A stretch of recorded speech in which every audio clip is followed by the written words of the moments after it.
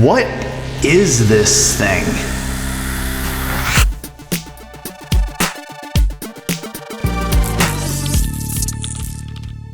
So in the electrical field, we use conduit bodies. Conduit bodies are essentially pull points. They transition from one direction to another direction. And usually the cover is in a fixed place. So you have to buy specific types of these conduit bodies. You got to get an LL if you're trying to go to the left, trying to go to the right, you got to get an LR. So there's all these different SKUs of things that you have to buy.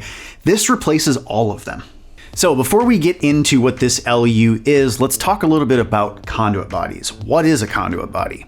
Essentially, a conduit body is a piece of conduit that has a cover that you can remove. So these are considered pull boxes because I can take the cover off of one of these things and I can actually pull wire through it and then push it in the other direction because I'm transitioning from coming below to going to the left or whatever the case may be. Instead of having to bend a piece of conduit to get into a certain direction, or say you're coming up from the ground and you're trying to transition into a building, well, you can't, if you have a flat building, you can't just make a sweeping 90 through, like a flat transition like that. You'd have to come off the wall, kind of bend out and go into the wall. So an LB is something that we would use in an environment like that. A lot of times when we're coming up the wall and we'll put an LB and it goes 90 degrees immediately flat straight into that building and it looks really clean and it works. So how do you distinguish between an LB and an LL and an LR? An LB, as you are looking at the cover, it leaves out the back of the conduit body. For an LR, when you're looking at the cover, you need to look at it in its L shape. So if it's making a 7, you're holding it upside down. So if you're looking at it as an L, you're looking at the cover, you should have the bottom conduit leaving out the right. That is an LR leaving right. An LL is just the opposite. If you're looking at it like it's L shape, looking at the cover, on the bottom left, it's going to leave to the left. So it is an LL. These come in handy constantly. Again, if you don't want to have a prefabricated 90 that you have to like roll a whole 90, or you don't want to bend a 90, putting these conduit bodies in places is a huge saver. There's other styles too that are beyond just the L shape. There's actually a C conduit, which is a straight through conduit. It has a removable cover, but it's just one in, one out. And then you've got a T conduit as well. So a T is just comes in, comes out, and then it gives you a third direction where you can go. There's even an X conduit, which is 4 directions. You got one in and out and one off each side. And then we have weird things like short radius conduit bodies. It's more compact. A lot of the times the actual cover is at a 45-degree angle, and it doesn't give you as much room to make a large transition in a 90. It's a very, very compact 90. So when I came across one of these recently, by the way, Thomas and Betts product by ABB. Thank you guys, ABB, for sending me these. There's a couple of different things that stand out about these that fix a lot of different problems all in one product. So with this, if you notice, the actual flat surface is kicked off to one side instead of it being flat like this. If this were an LB, you would have this whole thing being flat and then you'd have the other end sticking out to the side, but the cover is always off in the front. Or if you have an LL or an LB, it's off to one side, but it doesn't really give you the ability to change where the cover is. So you have to get the perfect thing, and you have to, a lot of times you have to order them. Can't find it at Home Depot or Lowe's. Some of the supply houses might not have a very specific 1.5-inch rigid LR that you need. So look, you just get one of these. This is an LU. So it doesn't matter if you need to go, this way, left and right, you've got access to this cover. You can flip it around. Now all of a sudden you've got an LR, you still have access to the cover, and you can still use it as an LB and transition into a 90 and you still have access to the cover. There's no reason to have any of those products anymore. This one product does it all. The second thing that I think is really cool about this is look at the shape on this. This is actually a U. One of the biggest problems with trying to pull through an LB or an LL, LR, you can't just pull straight through it. You actually have to remove the cover. You have to pull one side of it, make a loop, push the other side, keep kind of fishing that loop with 2 people through. This thing is so smooth. It just transitions, and they made this a U shape.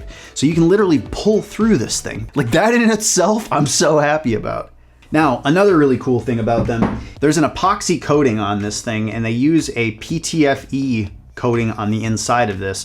So it's really corrosion resistant. They've actually taken most of the hard edges away. So most of the time when you have a conduit body or something that's going to start having corrosion or rust on it, it's because you have hard transitions or terminations onto things. That's usually where these points are. So they've made this entire thing just smooth on every single surface to get rid of a lot of that. And the coating helps that. And then the last thing that I think is really, really awesome is they all come stamped on the inside of them with their volume. So these are specifically rated and listed as an outlet box.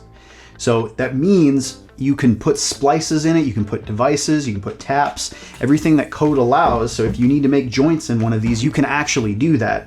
This kind of just takes every single problem that you have with like the LB and it fixes all of them. Now, another thing that happens out in the field is some laziness from time to time. Some people will get covers and they will put the covers on, but they won't have gaskets and they're just like, whatever. These all come with the gasket. This one just has stainless screws. This one has these screws that are attached to these little lips here. And so with this style, there's no actual screw transition inward. You just feed this thing in and then tighten it. And those little tongues on the inside catch. And now you've got a completed assembly.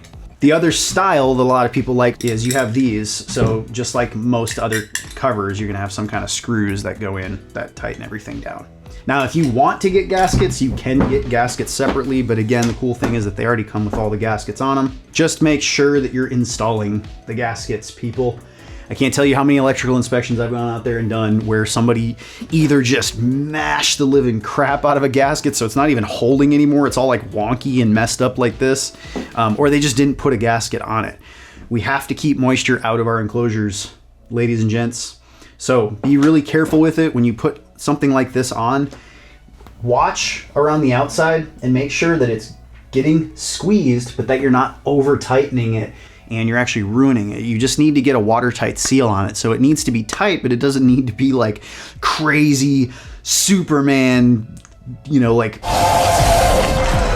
welded in place. You just have to make sure that there's a watertight seal so you don't get moisture on the inside of this thing. Now, this specific model of this is definitely an industrial fitting. It is rigid, but they also make a PVC coated version of this and they make a stainless version of it. So if you're in some kind of food processing plant or any kind of industrial environment, these are available for you, which is gonna help. Again, you don't have to stock all these different kinds of fittings. You just have one conduit now that you have to use for pretty much anything that's transitioning into a different direction.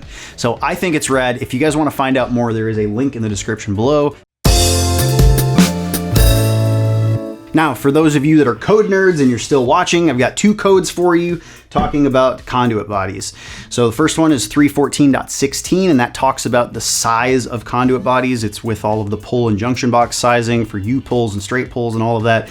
Conduit bodies, specifically, it marks that whatever size conduit that you're using, the fill volume for the conduit body has to be the same fill volume as the conduit that it's attached to. So if you're using 1 inch, we can only fill up to 40% of the conduit with conductor. It goes to chapter 9, table 1. So it depends on if you're putting 1 conductor in these or 2 or more than 2, but anything more than 2, we do have to stick to 40% max conduit fill. Also, it specifically says if you're putting conductors that are 6 AWG or smaller in this, the actual cross-sectional area of this has to be no less than 2 times the size of the actual conduit that it's being attached to. So sometimes people will have to upsize these, put reducing washers in, put a larger one on, just to be able to follow code to get their fill allowances, but you don't have to do that with these specifically because they are meant as outlet boxes and they have a really good volume to them. Then we have 314.29. So this specifically talks about accessibility of the covers. So these covers,